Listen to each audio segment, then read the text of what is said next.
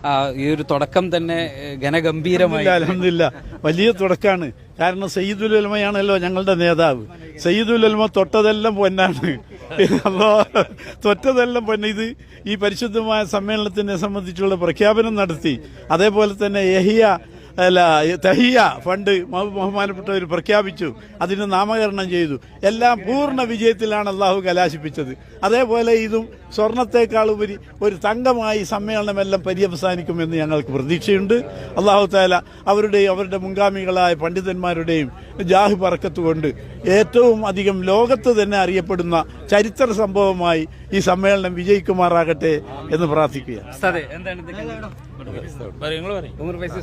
ഇയാളാണ് ഇവിടുത്തെ ഞങ്ങളെ നേതാവ്, അറിയില്ലേ? ഈ ഒരു സമ്മേളനം, ഈ ഒരു ആൾക്കൂട്ടവും ഈ ഒരു തുടക്കം തന്നെ കണ്ടിട്ട് എന്താ അവസ്ഥ പറയാനുള്ളത്? ഇതൊന്നും അല്ല നമ്മൾ എന്ന് തുടങ്ങിന്. നമ്മളിവിടെ ബാംഗ്ലൂരിൽ ഉദ്ഘാടനം ചെയ്തു.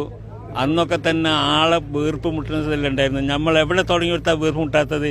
ദുബായി തുടങ്ങി, പിന്നെ ഇവിടെ ഒമാനിൽ തുടങ്ങി. അങ്ങനെ നമ്മൾ എല്ലാ സ്ഥലത്തും തുടങ്ങുന്നിടത്തൊക്കെ ആൾക്കാരെന്താണെന്നറിയാതെ ഏറ്റെടുക്കുകയാണ്. നമ്മളാരും മാണ്ടെങ്കിൽ ഞങ്ങൾ ഏറ്റെടുത്തോളാം എന്ന് പറയാണ്. പ്രത്യേകിച്ച് കർണാടകക്കാരെ സംബന്ധിച്ച് ഞാൻ പറയലുണ്ട്.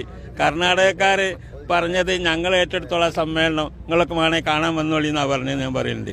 എന്നതുപോലെ ഏത് സ്ഥലത്ത് വന്നാലും ഇങ്ങനെ ആൾക്കൂട്ടം കണ്ടിട്ട് നമ്മൾ പിന്നെ